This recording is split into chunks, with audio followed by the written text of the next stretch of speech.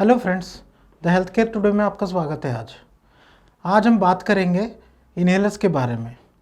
काफ़ी बार मैं जब ओपीडी में पेशेंट देखता हूँ, पेशेंट का अटेंडेंट को मैं जब इन्हेलर प्रिस्क्राइब करता हूँ, पेशेंट का अटेंडेंट ये पूछता है मेरे से ज़रूर, इसका आदत पड़ जाएगा, इसका ज़रूरत है क्या सच्ची में? इस सवाल का आंसर आज इस वीडियो के दौरान आपको बता दूंगा। जब भी सांस का बीमारी होता है तो हम उसको 3 विभाग में देखते हैं। एक है लंग के बाहर पानी होता है जो प्लूरा में होता है, उसको प्लूरल डिसीज बोलता है। एक लंग के अंदर खुद होता है जिसको पैरेन्काइमल डिसीज बोलता है। एक सांस का नली का बीमारी होता है जिसको हम एयरवे डिसीज बोलता है। एयरवे डिसीज में क्या क्या आता है? एक है आस्थमा, एक है सीओपीडी जो स्मोकिंग का और पोल्यूशन के दौरान आता है, और तीसरा ब्रोंकेक्टेसिस जिसमें क्या होता है, काफ़ी बार पुराना इन्फेक्शन की वजह से सांस का नली टेढ़ा मेढ़ा हो जाता है, जिसकी वजह से हम आगे इलाज करना पड़ता है। और कुछ बच्चों में स्पेशली हम देखते हैं छोटा सांस का नली के अंदर भी सूजन आ जाता है जिसको ब्रोंकियोलाइटिस बोलते हैं। ये एयरवे डिसीज जो होता है, जब ये बीमारी डायग्नोज होता है, एयरवे डिसीज का जो डायग्नोसिस होता है पल्मोनरी फंक्शन टेस्ट के दौरान।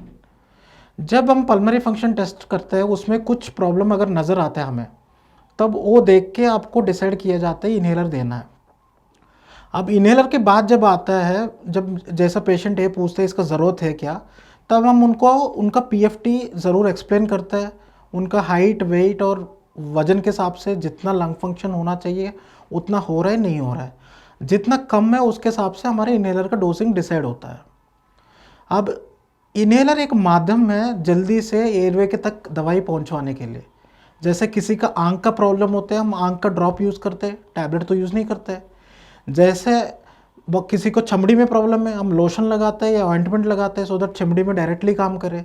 सिमिलरली सांस का नली में डायरेक्टली काम करने के लिए इन्हेलर सबसे बेस्ट है। और इन्हेलर का डोज माइक्रोग्राम में होता है, जैसे टैबलेट का डोज यूजुअली मिलीग्राम में होता है। तो उससे 1000 गुना कम डोज से डायरेक्टली काम करते हैं और जल्दी बेनिफिट मिलता है, इसलिए हम इन्हेलर आपको प्रिस्क्राइब करते हैं। अब ये 4 बीमारी जो मैंने आपको बताया, उसमें आस्थमा, सीओपीडी, ब्रोंकियोलाइटिस और ब्रोंकेक्टेसिस में सिर्फ सीओपीडी का जो पेशेंट है जिसको स्मोकिंग के दौरान या पोल्यूशन के वजह से लंग में इरिवर्सिबल डैमेज होता है, उनको ज़िंदगी भर इन्हेलर लेना पड़ता है। बाकी आस्थमा मरीज़ है जिसमें 97% लोग को इन्हेलर शॉर्ट टाइम के लिए दिया जाता है, इधर कुछ हफ्ते के लिए या कुछ महीने के लिए। वंस पेशेंट ठीक हो जाता है, पेशेंट को इन्हेलर से विड्रॉ किया जाता है। बाकी बच्चों का जो ब्रोंकियोलाइटिस है और ब्रोंकेक्टेसिस है वो पीएफटी के ऊपर डिसाइड होता है। काफ़ी ज़्यादा प्रॉब्लम में तभी हम इन्हेलर देता है, नहीं तो हम इस बीमारी में इन्हेलर अवॉइड भी कर लेते हैं। जब सीओपीडी होता है, सीओपीडी में क्या होता है, it is a chronic obstructive pulmonary disease.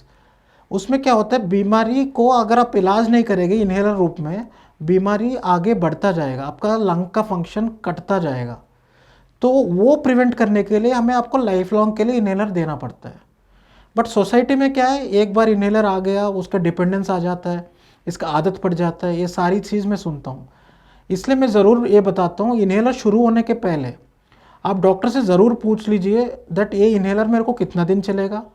काफ़ी बार डॉक्टर का आंसर ये होता है, आप अभी लेके देखिए, आपका रेस्पॉन्स भी ऊपर डिपेंड होता है।